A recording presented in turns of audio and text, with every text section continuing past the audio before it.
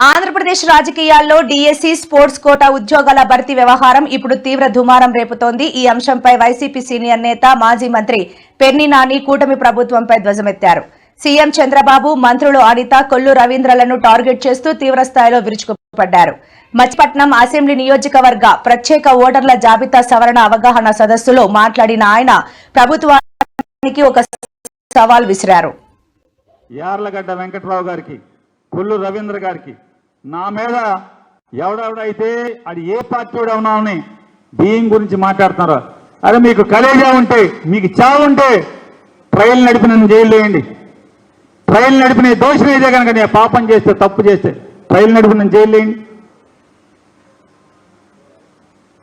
ఆ charge sheet చెప్తుందిరా బాబు, అరే మతిలేని ఎదవల్లారా, charge sheet చెప్తుంది కేజీ 10 రూపాయలకి అమ్మాడు, దాంట్లో గుమ్మస్తా అని.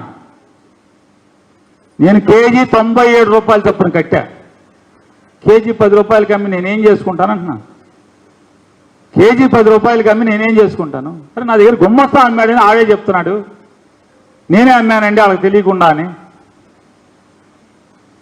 నాలో ఉన్నదని తప్పేమన్నా ఉంటే బాధ్యతగా చూసుకోకపోవటం, నమ్మకస్తులు కదా మనోళ్ళు అని చెప్పని వదిలేయటం. ఎక్కడికి వెళ్తారు? ఉద్యోగం ఇచ్చాం, బతుకుతారని చెప్పని ఇచ్చాం, ఎక్కడికి వెళ్తారని ఇచ్చాం.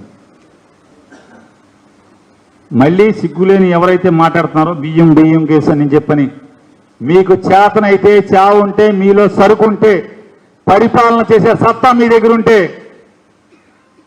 నా కేసు ట్రయల్ చేసి మీరు దిగిపోయేలో పెట్టక మీరు దిగిపోవటం ఖాయం. 2029కి 2029కి ఈ కూటమి ప్రభుత్వం, చంద్రబాబు ప్రభుత్వం పతనం అవటం ఖాయం. మీరు పతనం అయ్యేలోపు నా ట్రయల్ నడిపి నాకు శిక్ష అయించండి.